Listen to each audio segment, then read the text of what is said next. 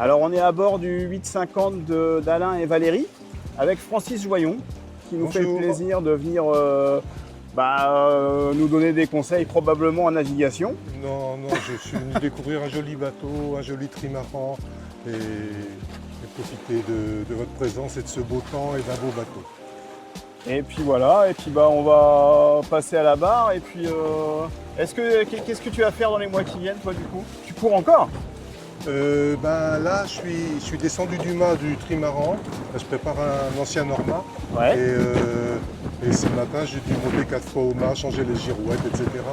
Et donc, c'est dans l'idée de faire la route du Rhône. Ok. Un bateau que j'ai fait construire il y a 30 ans. Et comme quoi, un bateau bien conçu a une très belle durée de vie. Et je sais que vous avez, vous aussi, la notion de durabilité.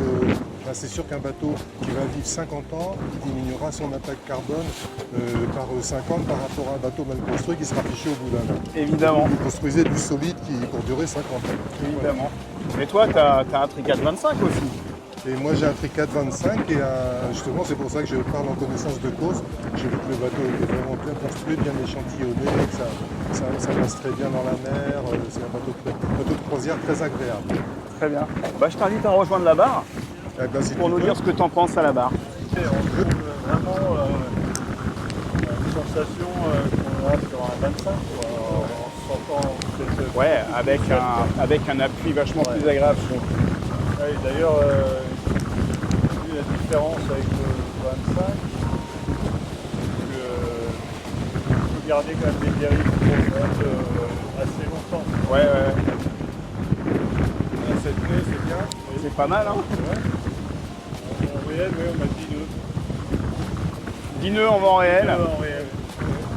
7 nœuds 5 en surface.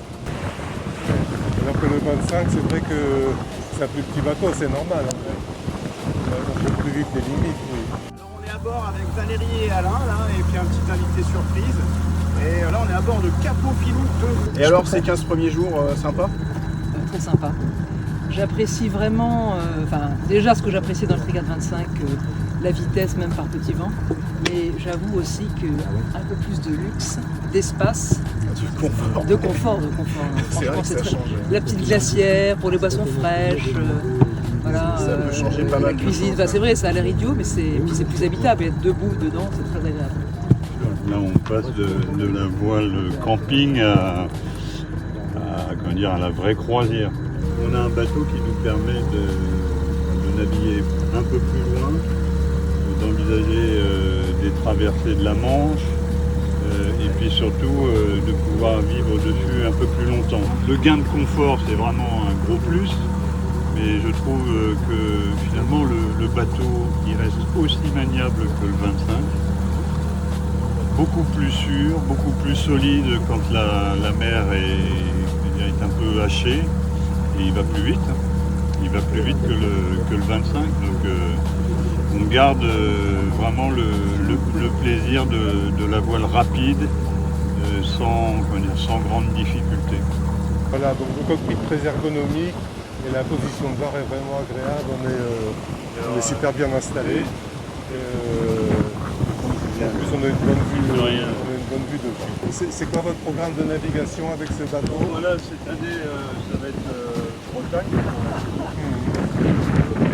L'année prochaine, j'ai envie d'aller en Écosse, de faire mai-juin, monter jusqu'en Écosse et puis revenir fin juin.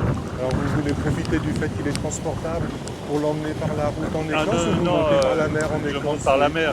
Ah ouais, donc C'est un programme engagé, oui. Hein? C'est un programme engagé. Ouais, après, je vais faire ça doucement. Mais justement, comme celui-ci, maintenant, il est semi-hauturier, ça permet quand même d'envisager d'aller plus loin. Et donc, entre autres, de traverser la Manche. Oui.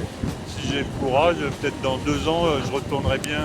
J'ai fait pas mal de croisières, notamment en Scandinavie. Et du coup, je retournerai bien en Scandinavie pour l'été. On a un 850 qui part en Méditerranée là, fin juillet. On donnera des nouvelles.